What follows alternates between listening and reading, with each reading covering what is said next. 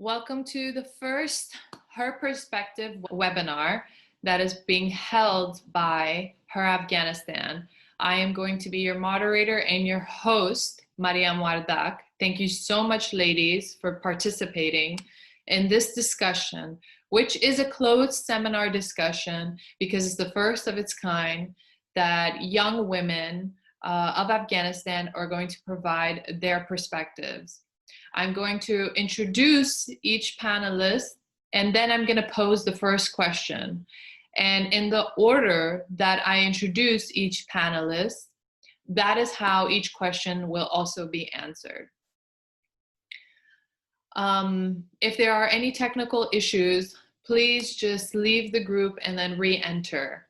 Please keep yourself on mute at all time unless you are speaking. And now we're going to move on to our introduction. We have Aisha Khurram. Aisha Khurram is from Wardak province and was selected as the Afghan youth representative to the United Nations in 2019. She will go further into describing her experience and her perspective for the peace process. We have Dida Shikaib Azami, an emerging civil society leader alumni, and a Musharakat steering committee member. Dida, when it's your turn to speak, could you kindly please elaborate what you do in the committee? We also have Firishta Farhan. She is an Afghan journalist who is from Kabul and a writer who covers current affairs for leading digital media, the Khabarnama media. I'm sorry, Dida John, I didn't know which province you were from. Please place that in your introduction. And now we are headed to Mariam Alimi. Mariam Alimi could also then introduce herself from which province she is. Mariam is a photojournalist who has traveled to all of the province in Afghanistan. Thank you so much, ladies, for joining us today. I understand that this is going to be the first of its kind for all of us to engage in the spirit of hoping that we have a proper and more stabilizing peace agreement within the intra-Afghan negotiations. The intra-Afghan negotiation team consists of 21 people, and out of the 21 people, I believe there are only 5 women. Please correct me if I'm wrong. And the first thing that I'm going to ask all of you guys is, do you think that we should talk to the Taliban? My first introduction was Aisha. Aisha, could you please start? First of all, thank you very much, Madam John, for organizing this discussion. And I think this is a very timely discussion, and we all need to have some constructive policy recommendation to the negotiating parties in this crucial moment in time when they are going to start a very complex, a very complicated process that needs a lot of dedication and needs a lot of work. Well, should we engage with Taliban? This is a very obvious question. I believe that, and I'm sure that most people believe and they know that Taliban are part of Afghanistan's reality today, and they are one of the main stakeholders in the Afghanistan peace and war dynamics, and they mostly perceive themselves as part of marginalized part of Afghanistan. They condemn the Afghan government for excluding them, for not letting them to be part of the bigger change in Afghanistan, and they also perceive themselves as victims of the suicide. As victims of airstrikes, as victims of a lot of policies by the government, but. One thing that is quite different for me is that the way I see young Taliban, I also see them as victims of this war, because they were kind of obliged to be part of this war, as we are the ones who are bearing the burdens of this war right now. They are living, the young people who are living in rural areas, they have been deprived of their basic rights, such as rights to education, right to be part of the civil activities, and they are easily recruited by Taliban, by insurgent groups in rural areas. So they have no choice, but either they can either join the Afghan government or join the Taliban ranks, or escape from the country and finally be a victim of illegal illicit human rights trafficking, and a lot of other miseries that they will face along the way. So young people are here victims on both sides, either they're Taliban or either they're in the military ranks. But you know, the way they have been brainwashed right now is quite important, because they were integrated to the society when they during the 3 days each ceasefires in 2018, and when they came back to the cities, they saw the new Afghanistan, they saw there are mosques in the city and people are just like them. So slowly their ideas about the new Afghanistan were changing. But then Taliban were very strict on having another ceasefire, because their integration back to the society might have changed their way of thinking about the new Afghanistan. So that's important. That's why I'm saying that we have to start the process of healing, the process of acceptance, and the process of reintegration from grassroots levels. I don't think that if we reject the idea of having Taliban back to the society, we would ever have a peace that could be sustainable, because right now I know that there are a lot of young people in the cities. There are young people in the Taliban who are very straight about their position, their stance, and about their ideologies, about the way they want to live. But unless we waver on certain things, unless we compromise on certain things, we cannot ensure a lasting peace. One thing that I heard the most from many young people when I was consulting with them, they mentioned about the power sharing deal. Most reasonable compromise that we can make, and we are sharing the power with Taliban. So this power sharing with Taliban mean that we are going to be engaged with them. We are going to be reintegrated. Taliban are going to be reintegrated back to this society, and this process of power sharing will ensure and protect the survival and interest of all negotiating parties. I believe that either good or bad, either they are good guys or bad guys, it all matters when we are going at the negotiating table. We have to make sure that this peace process ensure the interest of all negotiating parties. And unless we accept that Taliban are part of the Afghanistan and part of our reality, unless we accept this reality, we cannot have a sustainable peace. And for that, there is definitely need to get engaged with the part of Afghanistan's reality. Thank you very much. Thank you. It's a really great element that you've pointed out too. Yes, so they're a reality. The Taliban are a reality, and we must engage with them. That the young Taliban foot soldiers have no other options, and they find that the Taliban are giving them a better a deal for their life. Another component that we should also reflect on is the psychological component, and the fact that there are no other options. They don't know how to engage with the government or try to find another job. And maybe their provinces are also very controlled by the Taliban, and maybe it's a pressure to join in for the safety of their family. So there's many elements to it. The other element is reintegration. Reintegration is a really long, tedious process. There's going to be many phases of it.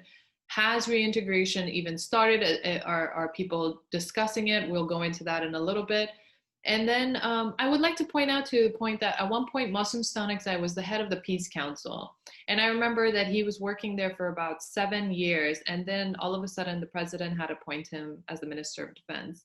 I remember thinking to myself that if I was a Talib foot soldier and I was engaging with Masum Stanekzai, I would think that, okay, we can't make peace anymore. We're going to war because the one man that we know that we should discuss with and to start a reintegration process, he moved to become the Minister of Defense. So he's going to war with us. There's really great elements to what you mentioned. Thank you so much. You think that they are a reality and we should talk to them. We're going to move to Dida John. Dida John, do you think that we should engage with the Taliban and why? Hello, everyone. Thank you, Mariam John, for having me. Well, first, I'm going to go with the question that you have asked first about Musharakat, I guess. I am a WPP's Women Peace Participation a member for Musharakat. Musharakat has 8 coalitions. We are 5,000 plus volunteers for Musharakat in different provinces of Afghanistan. I am one of them, luckily, and I am part of the Women's Political Participation Coalition, where we are trying to advocate for women's participation politically in peace talks and, of course, in all leadership positions that we think that women are capable of being there, but unfortunately they are not giving the frame or the voice to be there. So yeah, that's we do in Musharakat as a volunteer, of course. And for the question that you have asked, well, as Aisha Jan said, I totally agree with her. We cannot deny that Taliban are Afghans. Although there are certain amounts that people say that, oh no, there are Talibans from other countries. There are people who represent Taliban. We have Pakistani Taliban. We have I am from Badakhshan, so we have Taliban who are from Tajikistan and Chechen and other places, and Badakhshan and other provinces.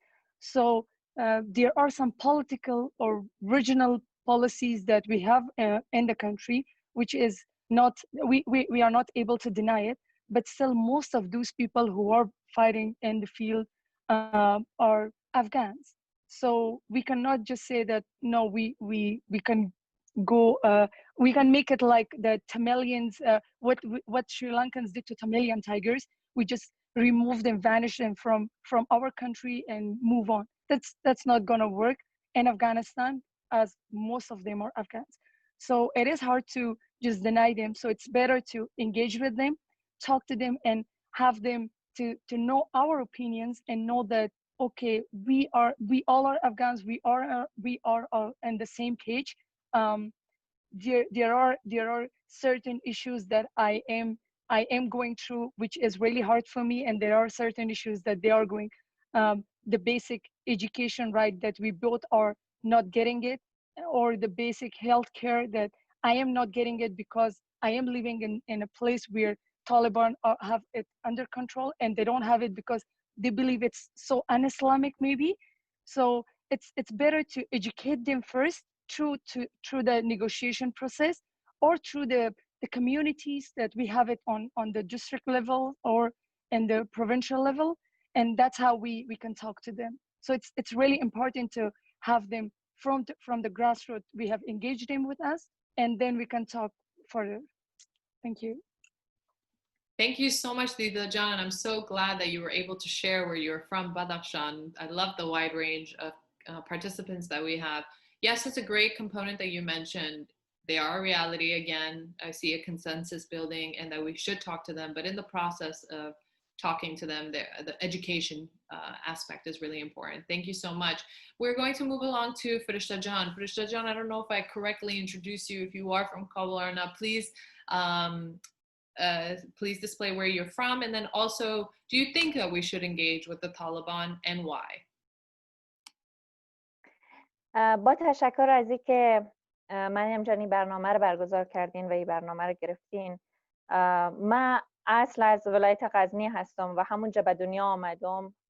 مدت 10 سال از زندگیم در ایران گذشته. در عالم مهاجرت چیزی را که همیشه میشنویم از اکثریت دوستایی که داریم. بعد او بیشتر در افغانستان بودم و در اینجا بزرگ شدم، درس خواندم و در رابطه به این موضوع و به این سوال باید بگوییم که صلح خواست بین المللی هست و در رأسش آمریکا قرار داره و اینجا اصل خود صلح هست که برای آمدنش یا برای برقراری صلح در افغانستان خود حکومت هم ازش حمایت کرده. در طی مدت زمانی که بیشتر از 1 سال است گفتگوها جریان دارد، تفاهمات بین طرف آمریکایی ها و طالبان، نمایندگان طالبان انجام شده، یک سر قضیه یا یک سر موضوع صلح هست. طرف دیگر که 50%ش برمیگرده به گفتگوهای بین الافغانی و یا اما آتش بس بیشتر به طرف افغانی هست یا به مردم افغانستان و حکومت افغانستان برمیگردن. در اینجا من فکر میکنم که بله این فرصت وجود داره که ما با طالبان یک جای شویم و یا فرصتی باشه که ما صحبت بکنیم و از این جنگ دوامدار هر چند پراکنده که هر روز شاهدش هستیم در ولایت مختلف، تعدادی کشته میشن، تعدادی زخمی میشن، من فکر میکنم این جای داره که صحبت شود در مورد آمدن اونها و یک جا شدن اونها با حکومت افغانستان. اما در اینجا سوالات زیادی مطرح میشه، سوالات خیلی مهم و او یکیش برمیگرده به نگرانی شهروندان که فعلا و در این 24 ساعت هایی که میگذره وجود داره. این مذاکرات نباید منجر شود که دستاوردهای 18 ساله یا او تلاش هایی که صورت گرفته برای برقراری حقوق شهروندان، برای که اونا بتانن برسن به حقوقشان، چه از لحاظ آزادی بیان باشه و چه هر موردی که به اونا برمیگرده، حق تعلیم، حق زندگی، حق استفاده از محیطی که در اونجا زندگی میکنن. چنانچه که من از دیده جان و عایشه جان شنیدم و همچنان ای که دیده از ولایت بدخشان است، با اینکه من در افغانستان مدت 13 سال بیشتر از زندگی میکنم، اما من حتی به غزنی، به جایی که متولد شدم، نمیتونم برم به خاطر امنیت، چه برسه به بدخشان که دوست داریم، هر کسی دوست داره او رو ببینم. به این خاطر با توجه به مذاکرات و با توجه به ماهیت مذاکره که در اونجا داد و گرفت ها صورت میگیره، بدبستان ها وجود داره، ما باید این انتظار را، یعنی ما از حکومت داریم ای که حقوق اقلیت ها و ویژه زنان در اونجا مد نظر گرفته شود و فکر میکنم با توجه به اینکه پافشاری شود روی حقوق زنان و روی اقلیت هایی که در کشور وجود داره، پس ما میتونیم که با طالبان یک جای شویم و اونا را داشته باشیم در حکومت، در خود کشور که اونا با ما زندگی بکنن. این نه تنها خواست ما بلکه خواست تمام شهروندان. 100,000 انسانی است که در افغانستان زندگی میکنن و هر روز شاهد تنش‌های زیادی هستند از لحاظ امنیتی، جنگ‌ها، انفجارات. اینا همه در حال صورت میگیره که همه ما تلاش میکنیم تا یک جامعه ایدئال را داشته باشیم، جامعه‌ای که بتونیم در اونجا حقوق همه را بهش بدیم و اونا ازش برخوردار باشن و بتونن در زندگیشان استفاده بکنن. پس اگر اینها را مد نظر بگیریم، بله ما میتونیم با طالبان یک جای شویم. So Farshad John from Ghazni thinks that we should talk to the Taliban, but there's certain elements and certain perspectives that need to be included when we are negotiating. And we are going to get to recommendation phases later. Thank you so much, Farshad John. Now we're going to move on to Mariam John. Mariam John, could you please share which province you're from? And then also, do you think that we should engage with Taliban and why? I would like to hello and salam to everyone, and thank you very much for having me, dear Maria. I'm from Kabul. I'm from all Afghanistan because I'm traveling all the time. Most of the time when I'm asking this question, people ask me that where are you from? I say that I'm from Afghanistan because I belong to everyone, not only Kabul. According to about your question that should we join with Taliban? Yes, that is something is for decade people of Afghanistan are suffering from war, from killing, from blood, from all these things every day is happening to our country. in different ways. So people get really tired of this now, and they want to get the same thing. Is that we had so many warlords, and all the warlords came to the system, and they somehow joined the system because of the sake of peace. We need the peace. So for that reason, people accept them. So the same thing is people need to have a peace. For that reason, they want to accept, or they want Taliban also to join with us in the system, but not in a way that to stop, in a way to kind of do not give us a chance like to live the same thing that they had, the mistakes that they had in the past. Like me, as a person who is traveling all the time, and most of the provinces I did travel, but I had problems. I had my family all the time asked me, do not go to Kandahar, do not go to Nimrud, do not go to this and that places because of the security situation, because the people, the Taliban,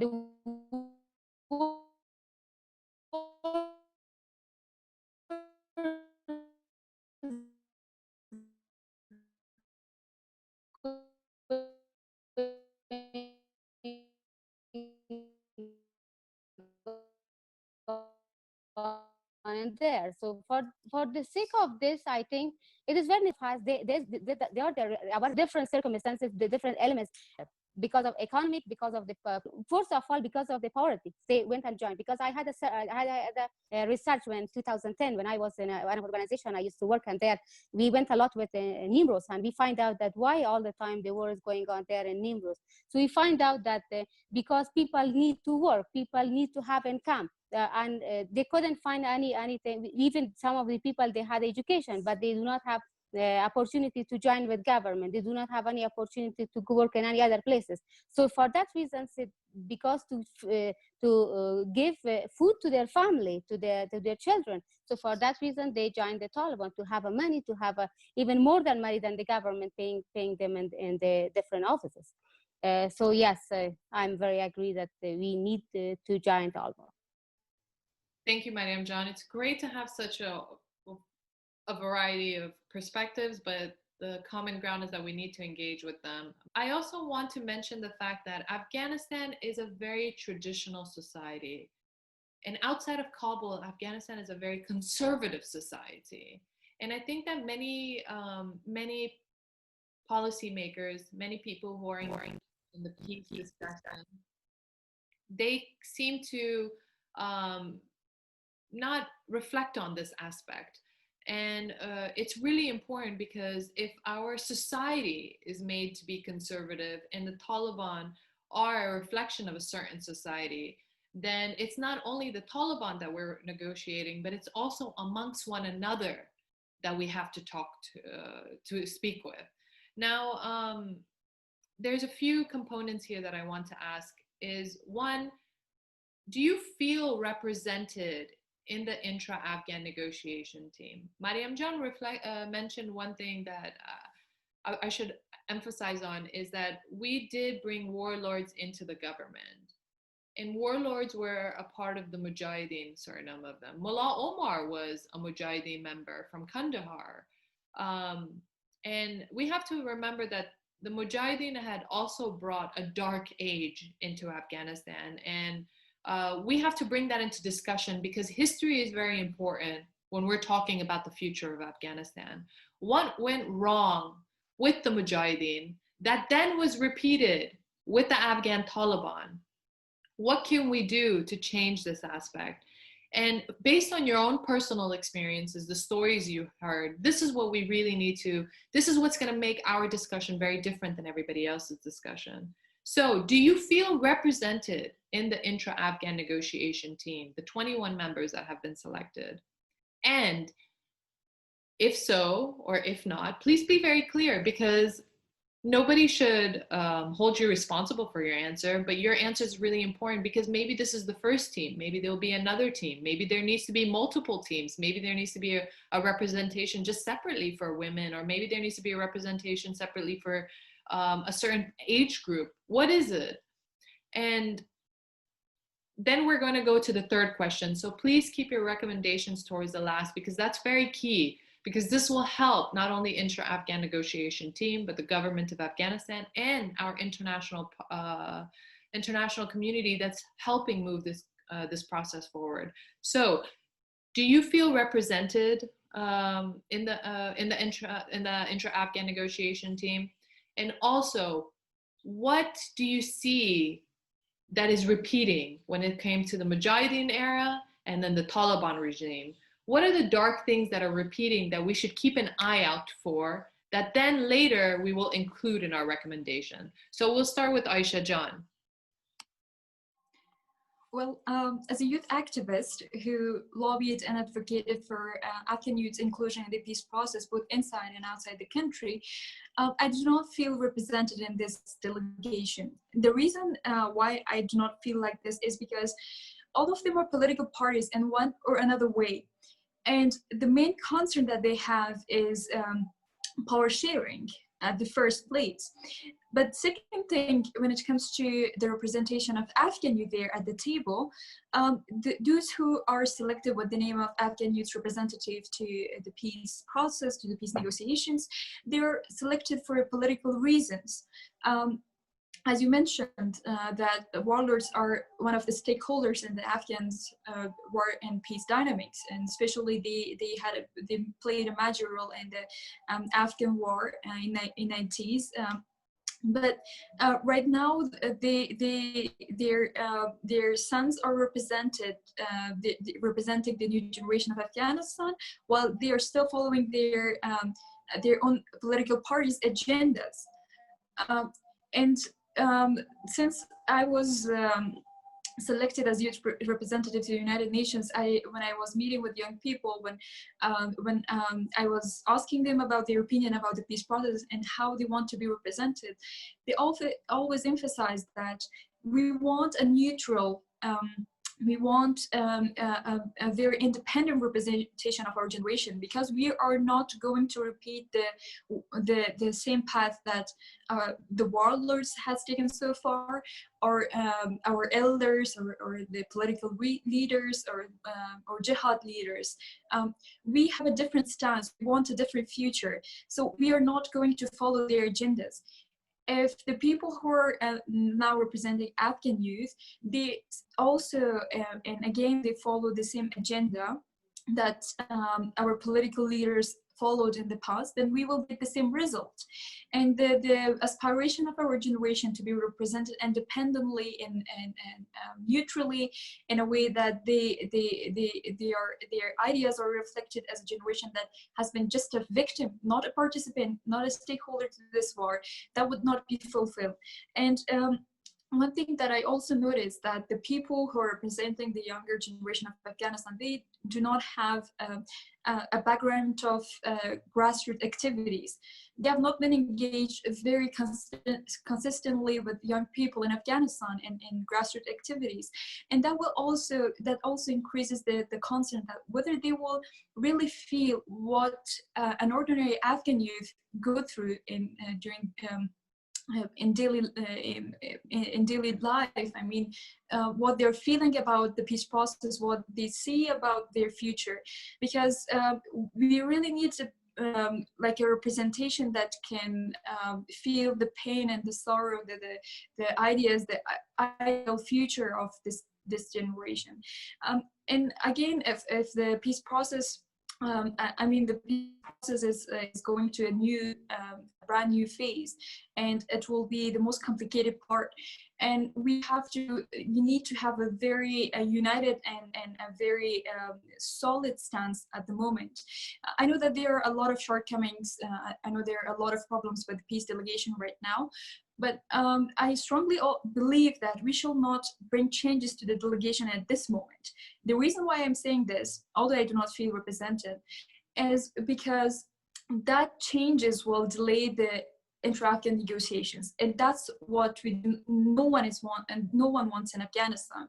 And to complete the loopholes in this delegation, or to correct the wrong, to right the wrong at this point, will be to form technical support teams, or technical teams that include Afghan youth who provide constructive policy recommendations to the Afghan delegation to the peace negotiations.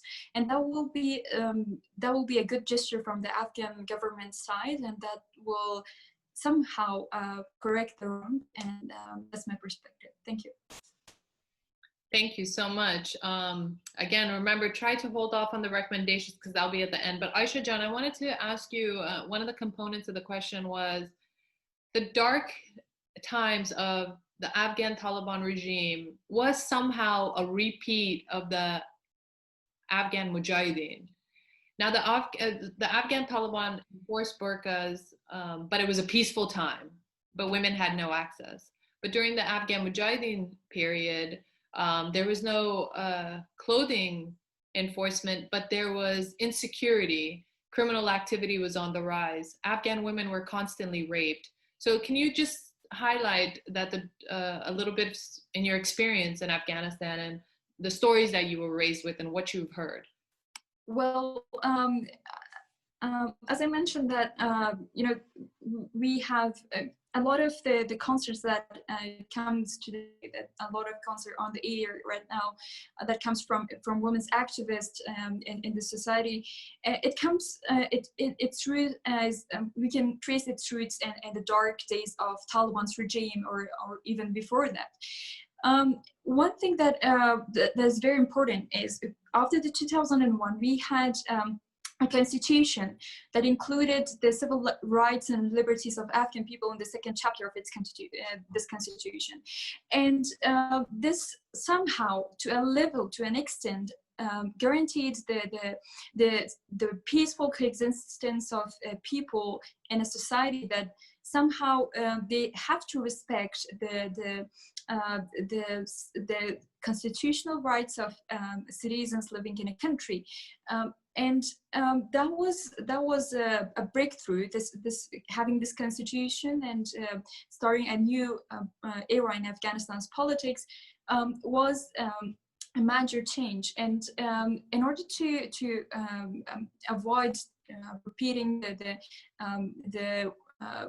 dark days of 1995 or even before that, we have to hold on to these values that we are considering them as constitutional rights or fundamental rights of Afghan people.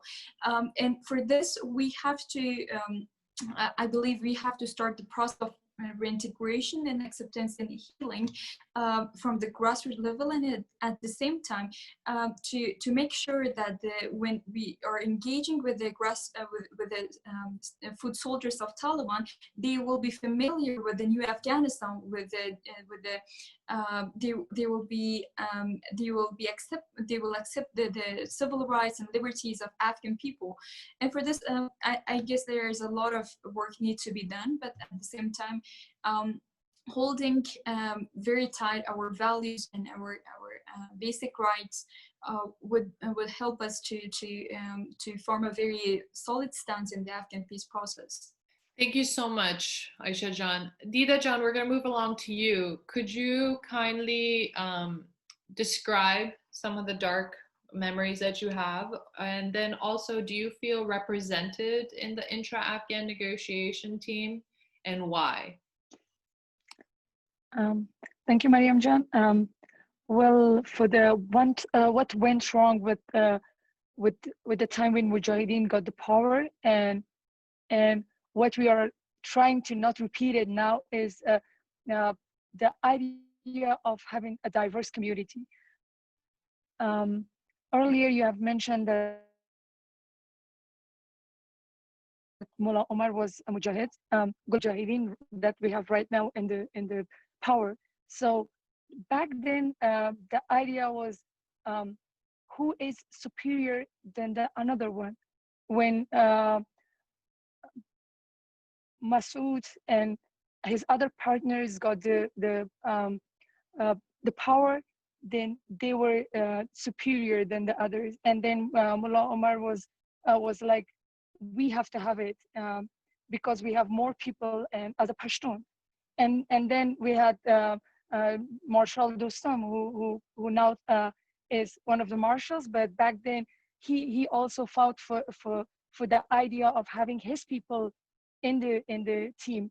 So the lack of diversity back then kind of led to another dark era of Taliban and another 20 to like even now conflict and war among Afghans. So that's what I feel was really bad that time, that they couldn't control it, and everyone wanted to the power for themselves, be it if that person was Tajik or Pashtun or Uzbek or Hazara.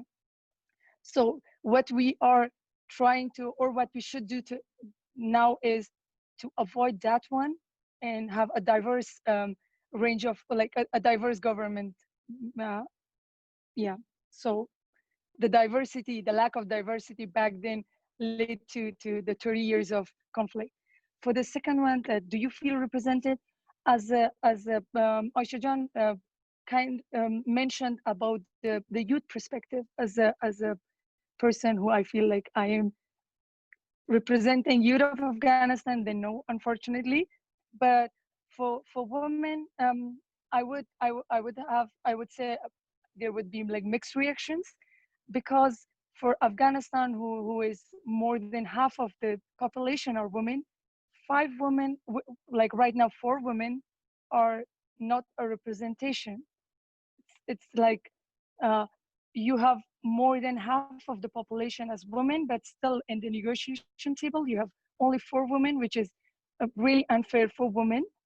But still, like there are 2 to 3 people that I believe that I am happy, at least I feel that, okay, if they are there, I would surely name them. One would be Mr. Nadiri and another would be Miss Fauzia Kofi. These 2, when I hear their name, I kind of feel like, okay, they are there. At least they would draw that line that I had for myself. They won't just compromise with human rights and women rights and the right to have access to education or basic health. So that's kind of gave me a little hope. But overall, with the 20 of them, unfortunately, no, only few of them. But as Aisha Jan also mentioned, that we cannot just change them right now, because luckily, unlike last time that the whole team went to Moscow, and on the plane they decided who would be what and who would talk what about which perspective. So this time, I think from what I have heard or talked with some of the negotiators, I believe that they came up with some good plans and they are trying to talk about it. So at this point, if trying to bring change or bringing some new people to the team would kind of destroy or weaken the position of Afghan negotiators. So for now, it's fine. At least I am happy with some of them. Very good points that you've mentioned, Dida John. I especially when it came to the dark eras and what shouldn't be repeated. I don't think that Khanum Nadri and Fauzia Kufi are part of this negotiation team. Mr. Nadir Nadri was a part of, yes. Nadri. Okay. Yes. No. She is, but Fauzia, but she is an activist. Yes. No, thank you so much for that. We're going to move along to Farishta John. Farishta John, if you have something that you would like to mention on the dark times of Mujahideen that's led to the Taliban regime, and then also, do you feel represented in the intra-Afghan negotiation team? تشکر مریم جان. ابتدای سوالت را درست نگرفتم، اینترنت ما درست خوب نیست، ولی از سوالی که پرسیدین در مورد ای که چه فکر میکنم آیا این تیم میتونه از ما نمایندگی بکنه. این تیم متشکل از اقشار مختلف و متفاوتی هست که دو زنان توانمند هم حضور دارند. این تیم بر اساس یک اجماع اجتماعی و از در میان نخبگان سیاسی که حکومت هم شامل او هست تشکیل شده و تعداد زنانی که در حضور دارند کسایی هستند که از روزهای تاریک حکومت طالبان هم تجربه هایی دارند، کسایی که در او زمان زندگی کردند و ما داستان زندگی اونها رو شنیدیم. اگر خودم اونجا زندگی نکردم داستان اونها رو شنیدم که چقدر روزهای سخت را گذشتاندن و این خانم ها کسایی هستند که در حکومت جدید یا باید بگویم در طول این 18 سال برای حقوق مدنی شهروندان، برای حقوق زنان تلاش کردند و نهایت کوشش خودشان را انجام دادن تا ما و امثال ما، کسایی که وابسته این نسل هستیم یا در این نسل در این زمان و عصر زندگی میکنیم، بتانیم شرایط بهتری را نسبت به گذشته داشته باشیم. همچنان تفاوت‌های هم از او زمان وجود دارند. ما باید بگوییم تفاوت‌ها از هر ثانیه و هر لحظه ایجاد میشه و ما با 18 سال قبل خیلی فرق میکنیم، با 5 سال 10 سال قبل خیلی فرق میکنیم و فعلا چیزی که وجود داره با توجه به تغییرات و با توجه به این که همین خانم ها که فعلا از قشر یا از سهم زنان جامعه افغانستان دارن صحبت میکنن در تیم مذاکره کننده بین الافغانی با نمایندگان طالبان، اینا باید از تمام جامعه صحبت بکنن، باید نگرانی همه جامعه را در اونجا بازگو بکنن، بازتاب بدن و دلواپسی های اونها را در اونجا مطرح بکنن و به فکر اونها باشن. نه تنها که از یک قشر خاص یا از یک سطح خاص و گروه خاص اینا صحبت بکنن، بلکه باید از سطح جامعه صحبت بکنن که خانم ها هرچند در اقلیت وجود دارن ولی نقش ارزنده را در جامعه دارن و چنانچه گفته شده 50% افغانستان برای زنان هست یا باید بگوییم متشکل از زنان هست و در اینجا نتیجه مصالحه یا گفتگوهای بین الافغانی برمیگرده به همین زنها که چقدر در اونجا حقوق زنان و حقوق شهروندان افغانستان، حقوق مدنی اونها را بازتاب میده و به اونا پافشاری میکنه و ایستادگی میکنه و همچنان در سطح کلام برمیگرده به تمام اون تیمی که به نمایندگی از جامعه افغانستان اونجا با نماینده های طالبان گفتگو میکنن. پس در اینجا اینا باید مد نظر بگیرن که نگرانی همه شهروندان را و در سطح عموم و در سطح افغانستان صحبت بکنن تا ما بتانیم یک نتیجه مطلوبی را داشته باشیم. هرچند که این نتیجه برمیگرده به صحبت ها و حضور نماینده های یا تیم مذاکره کننده افغانستان، اما بخشی از اون مربوط به نخبگان سیاسی ما که همانا حکومت افغانستان هست می باشن و این خیلی زود است که اگر ما بگوییم اینا از ما نمایندگی میکنن یا نه، ولی ما این انتظار را داریم که اونا از تک تک شهروندان افغانستان نمایندگی بکنن، به ویژه اقلیت ها که زنان جز اونها هستن که باید حقوقشان اونجا بر حقوق اونا پافشاری شوه و بازگو شوه و اینا برای حفظش تلاش بکنن. تشکر. Thank you, Farisha John. Mariam John, could you also provide your perspective from the dark days of the Mujahideen and Taliban, and then also provide your answer whether you feel that you're represented in the intra-Afghan negotiation team or not?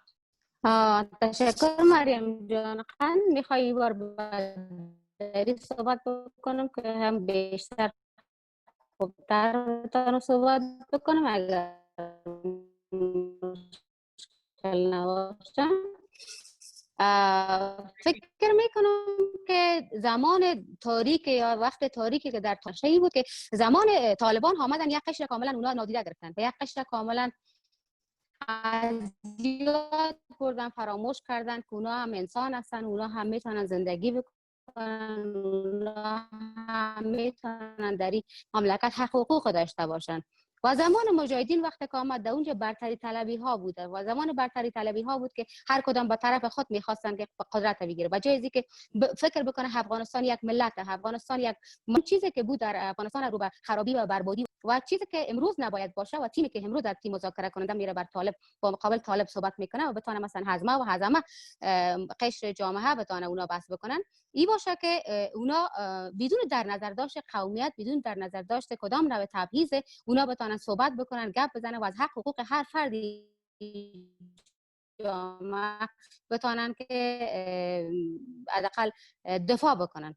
نه تنهایی که من دیروز یک چیز را خواندم در شکریه بارگزاری نشته کرده بود که ما چیزی نباشه که ما من زنهای جامعه باز دوباره در آشیه بریم به خاطر هزی که بتونیم صلح بیاید. درسته صلح قبول داریم، ما آرامی را قبول داریم، میخوایم که در افغانستان صلح آرامی و اینا با برجا شود، ولی نباید که ما باز دوباره بتونیم همو 18 سال دستاوردهایی که داریم، موفقیت هایی که داشتیم، خوبی هایی که بر ما بود اونا رو بتونیم از دست بدیم، نباید قیمت.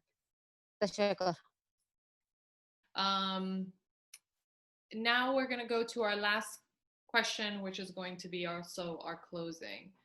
I know that there are many Afghan women that tend to always take the spotlight when it comes to defending other Afghan women. And I see that the international community sometimes, whether it's UN Women or other organizations, they go to the same Afghan women and repeat the same thing over and over again. That is why I decided to create this series of webinar on her perspective, because I think that the international community needs to understand that it's not those women's voices that reflect the reality and the perspective of the young generation, especially of young females such as yourself. Because although you guys are from different provinces and you come from different experiences, you believe that the Taliban are a reality. You believe that there needs to be a discussion with them. It's just your approaches might be a bit different.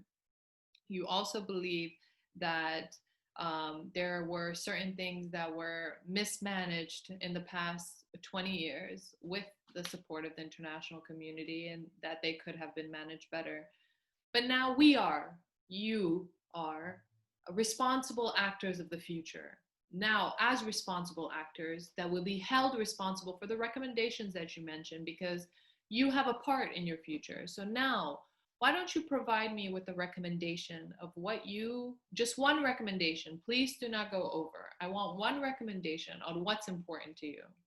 Whether that may be educating the Taliban, whether it may be a certain policy recommendation. I want a detailed answer. Please do not provide me a general answer. It needs to be detailed, because the community needs to understand that this is important, and it can only reflect the importance when you are able to display clearly on the processes that need to take place. So again, one recommendation, a detailed version. So we will start with Aisha Jan. Could you please provide your recommendation for the intra-Afghan negotiation, whether it may be to the team, to the Afghan government, or to the Afghan Taliban, or to the international community? What is your recommendation? Okay, thank you very much. But I would like to mention 3 points that are important to me, 3 recommendations. I hope that is okay with you. First of all, this is not a recommendation, but I hope that the intra-Afghan negotiations is not time pressured with the upcoming US election, presidential elections that is in November. That will definitely have an impact on the peace process. But I hope this Afghan peace negotiation is not impacted by the US election that is coming in November 2020, and it's not pressured by that. One thing that I always mention, and that is one of the most my first recommendation to the Afghan delegation to the peace negotiations, that the rights, the civil rights and liberties of Afghan people need to be included as provisions to the peace agreement. We might have it in the Afghan constitution when it's amended, but before that, the most important thing for me as an Afghan youth is the recognition of Afghan women, especially Afghan women and youths, progress their civil rights and liberties and the peace agreement, and ensuring that those provisions are guaranteed by a third neutral international party, because this international party will ensure credibility and the implementation of these provisions that are going to be included in the peace agreement. And I hope that at the end, when they are finished with the talks, with all the provisions that they're going to include in the peace agreement, they will put the final concept, the final document of the peace agreement for voting and for the for people's approval and endorsement of the people in National Youth Jirga. The National Youth Assembly, the Jirga of Afghan people, National Jirga of Afghan people. So that will ensure legitimacy to any agreement that might be concluded between the negotiating parties at the negotiating table. And I hope peace delegations will consider these recommendations and provide and try to form technical support teams from the civil society, from youth activists to make sure that they are not missing something at the peace agreement. Thank you very much. Thank you so much, Aisha Jan. And now we're going to Dida Jan. Could you please provide a specific recommendation for all the stakeholders during this intra-Afghan negotiation? Thank you, Mariam Jan. Well, I would recommend. I had more, but I'm gonna go with the one that I think it is important for me. And my recommendation would be for the negotiators and the international community as well. Well, one thing that kind of scares me as an Afghan citizen, which is Taliban keeps talking about it, is our constitution. They don't think there is a legitimate constitution and that need to be changed. So one of my recommendation would be that please stick with that, with our constitution. I know there should be any changes. The constitution is not something unchangeable, but please stick with the chapter 2, article 22. That's really important for all Afghans, even for Taliban if they are Afghan.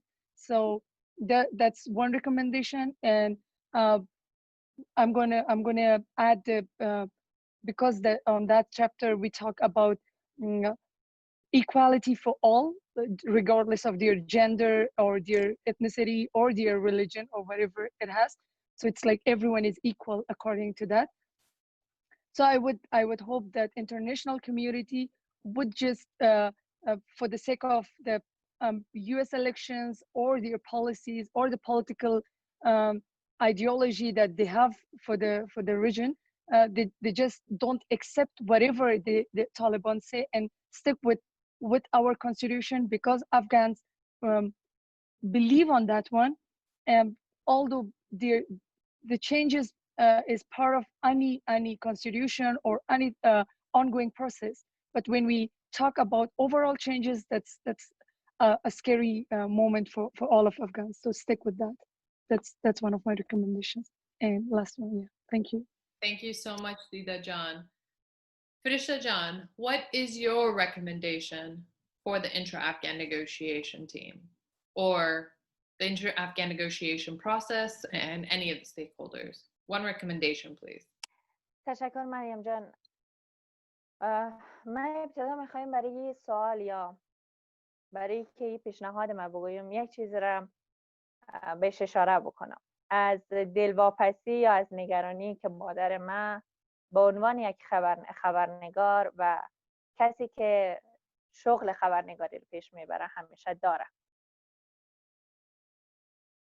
در این اواخر کارمندان تلویزیون خورشید مورد هدف قرار گرفتن و در اونجا تعداد زخمی شدن و از بین رفتن. مادر من وقتی این خبرها رو میشنوه میتونی نگرانی رو در چشمش ببینی.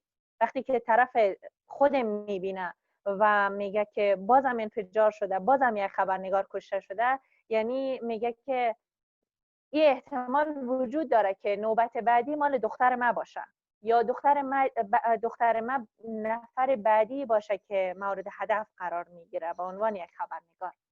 و من در اینجا پیشنهاد یا انتظارم را میخوایم به عنوان یک خبرنگار که از جامعه رسانه ها میآید ذکر بکنم و به عنوان یک دختر و یک زن افغان که در جامعه افغانستان زندگی میکنه، این طبیعی است که خواسته های ما مربوط دو قشر میشه، رسانه ها و زنان. یکی از دستاوردهایی را که در طول 18 سال ما داشتیم آزادی بیان بوده که توسط رسانه ها ایجاد شده، یا میتونیم بگیم نقش رسانه ها خیلی خیلی پررنگ بوده در این مورد و این برای طالبا و گروه های مشابه اینا بسیار سخت است تحملش. چرا؟ چون در حکومت اینها زمانی که 90% خاک افغانستان تحت سلطه اینا بوده، هیچ کس آزادی بیان را نداشته، نه تنها زنان که حتی مردها هم نتونستن گپ خودشان را بگوین یا صدایشان بالا شد و گپ بزنن در مورد خواسته هایشان. گفتگو کننده یا از تیم مذاکره کننده بین الافغانی این هست که به آزادی بیان پایبند باشند، به این پافشاری بکنن و عقبگرد نکنن و با هیچ چیزی را معامله نکنن. چرا رسانه ها نقش مهمی را داشته در تغییری که فعلا ما داریم در افغانستان و ای که ما میتونیم صدای خود ما را، مشکلات و چالش های خود ما را به گوش مقامات برسانیم، به گوش جامعه بین الملل برسانیم، به گوش جهانیان برسانیم، این رسانه ها هست که در اینجا نقش ایفا میکنه. برای دومین مورد که گفتم، زنان با اینکه در اقلیت قرار دارن و هرچند تلاش شده تا حقوق اونها برشان داده شود و نامی از اونها در قانون اساسی ما ذکر شده، ولی با این هم ما باید، یا تیم گفتگو کننده باید بگویم، تیم گفتگو کننده باید به زنان و تمام خواسته های اونها یا نگرانی های اونها پایبند باشه، به اونها تاکید بکنه و او رو با هیچ چیز معامله نکنه. هرچند ما خانم ها هنوز مشکلات و چالش های خود ما را داریم در سطح جامعه، در سطح افغانستان هنوز هم زنانی هستند که در روستاهای دوردست و یا در قریجات نمیتونن اندک حقوق خودشان را داشته باشن و از او بهره مند شوند، ولی برای او داره تلاش میشن. چنانچه ما در مراکز ولایات داریم خانم هایی را که کار میکنن و نقش آفرینی دارن در جامعهشان. نمونهش خودم هستم، عایشه جان هست، دیده هست. ما کسایی هستیم که به نوبه خود ما در سطوح مختلف و در بخش‌های مختلف داریم نقش آفرینی میکنیم برای جامعه. پس برای حقوق ما باید پافشاری شود و این نادیده گرفتن نشه. من فکر میکنم بیشترین و مهمترین انتظاری را که من تاکید میکنم، انتظاری را که من از تیم گفتگو کننده دارم این هست که به زنان و جامعه رسانه توجه ویژه بکنه و برای حقوق اینها یا حداقل برای همین مقدار دستاوردی که فعلا ما داریم اینا تمام و نهایت تلاششان را بکنن که این حفظ شود و زنان به ما هرچند در قانون اساسی ذکر شده اون نامشان در اونجا باقی بمانه و برای بیشتر نقش آفرینی اونها و نشان دادن اونها به جامعه تلاش بکنن. تشکر. Thank you, Farishta Jan. Mariam Jan, and on to you. If you could please provide one recommendation on the way forward for the intra-Afghan negotiation, what would that recommendation be? Yes, I think Mariam Jan, we had lost her service. I will get her recommendation. What is important for me is for you ladies now to recommend one other woman that I can have the next series of discussion. You guys are my inaugurated group because one, I think you are very phenomenal in your work that you complete. Farishta Jan has been very helpful in moving this process forward with me. I thank each and every one of you for your voice, your dedication, your hard work, and the stake that you hold in Afghanistan's future. The fact that you have an ownership of your own country is a clear declaration that the country will move forward. Because when you don't have an identity, when you don't have an ownership in your own country, that is when it falls into the wrong hands and it's being misused like it was being misused, which is why we continue to be in a state of war and conflict. So thank you, ladies, very much. I will upload the video and I will provide our I'll provide the video to you guys, and hopefully we'll get great feedback. I will also prepare a report, which I will share with you and to the international community. Thank you so much. Thank you, Mariam. Thank you, Mariam Jan. Thank you, Mariam Jan.